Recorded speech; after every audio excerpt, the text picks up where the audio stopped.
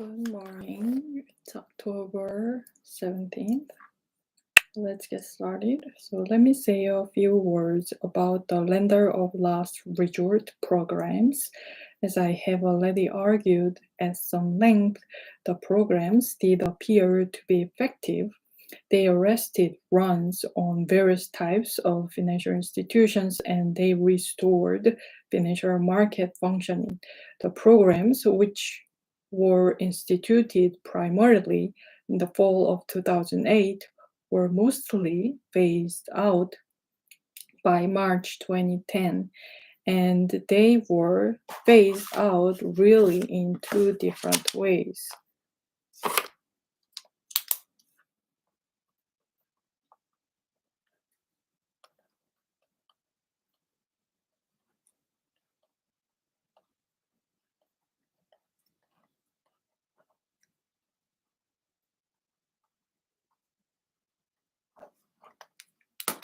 First, some of the programs just came to an end, but more often in making loans to provide liquidity to financial institutions, the Fed would charge an interest rate that was lower than the crisis rate, the panic rate, but higher than normal interest rates.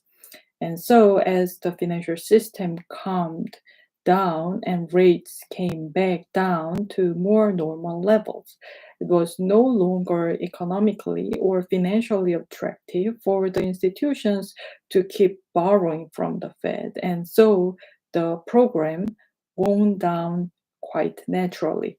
We did not have to shut them down. They basically disappeared on their own. The financial risk that the Federal Reserve took in the lender of last resort programs were quite minimal. As I have described, lending was mostly short term. It was backed by collateral in most cases. In December 2010, we reported to Congress all the details involved in 21,000 loans that the Fed made during the crisis. Of those 21,000 loans, zero defaulted.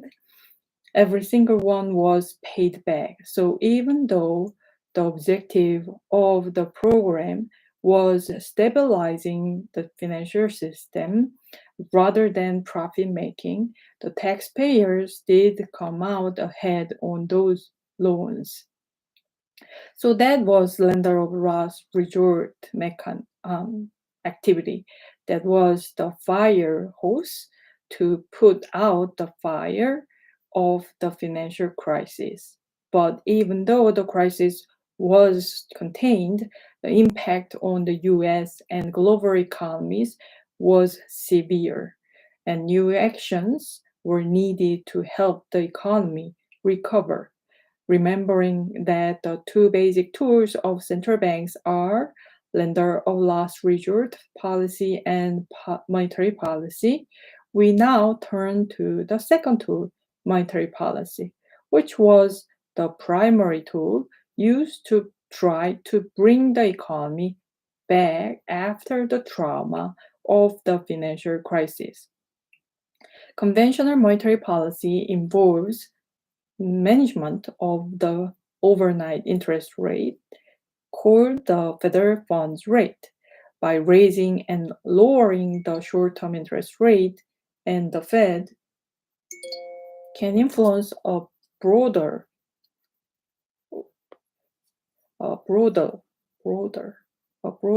range of interest rates that in turn affects consumer spending, purchases of homes, capital investment by firms, and the like, and that provides demand for the output of the economy and can help stimulate a return to growth. Just a few words on the institutional aspects. Monetary policy is conducted by the Federal Open Market Committee, which meets in Washington 8 times a year. During the crisis, it sometimes also held video conferences. When we have a meeting of the FOMC, there are 19 people sitting around the table. There are the 7 members of the Board of Governors who are appointed by the President and confirmed by the Senate.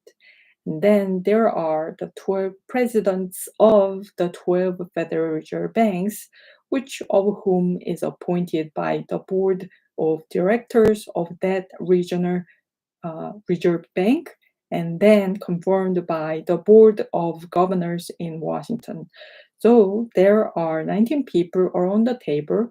We all participate in the monetary policy discussion. When it comes time to vote, the system is a little bit more complicated. At any given meeting, only 12 people are able to vote.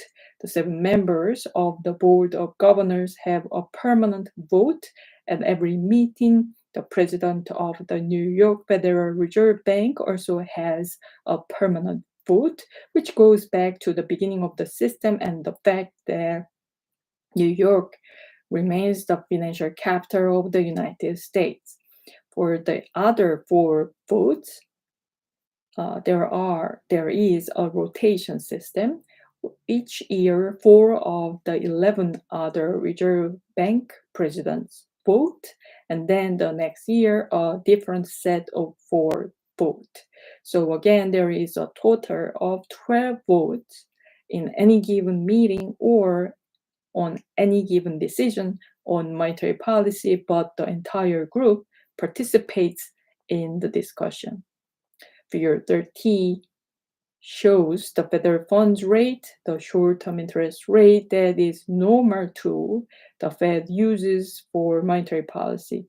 We can see that at the end of Chairman Greenspan's term and the beginning of my term in 2006, Ben Bernanke's term, we were in the process of raising the federal funds rate in an attempt to normalize monetary policy after having easier policy earlier in the decade in order to help the economy recover from the 2001 recession. But in 2007, as problems begin to appear in the subprime mortgage market, the Fed began to cut interest rates. We can see on the right side of the graph that interest rates were sharply reduced. And by December 2008, the federal funds rate was reduced to a range of between 0 and 25 basis points. A basis point is 1/100th of 1%. So 25 basis points means 1/4 of 1%. By December 2008, the federal funds rate was reduced basically to 0.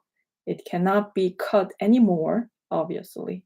So as of December 2008, conventional monetary policy was exhausted. We could not cut the federal funds rate any further, and yet the economy clearly needed additional support. Into 2009, the economy was still contracting at a rapid rate. We needed something else to support recovery, and so we turned to less conventional monetary policy. The main tool we have used is what we in the Fed call the large-scale asset purchases, or LSAPs, known in the press and elsewhere as quantitative easing, or QE. These large-scale asset purchases were an alternative way of easing money policy to provide support to the economy. How does this work? To influence long-term rates, the Fed began to undertake large-scale purchases of treasuries and government support enterprise mortgage-related securities. So just to be clear here, the securities that the Fed has been purchasing are government-guaranteed securities, either treasury securities, that is government debt of the United States, or Fannie and Freddie securities, which were guaranteed by the US government after Fannie and Freddie were taken into conservatorship. There have been two major rounds of large-scale asset purchases, one announced in March 2009, often known as QE1, and another announced in November 2010, known as QE2. There have been some additional variations since then, including a program to lengthen the maturity of our existing assets, but these were the two biggest programs in terms of their size and their impact on the Fed balance sheet.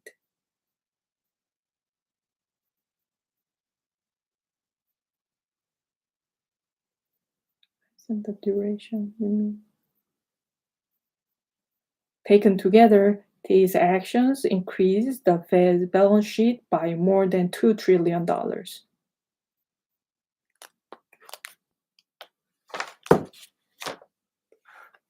Duration.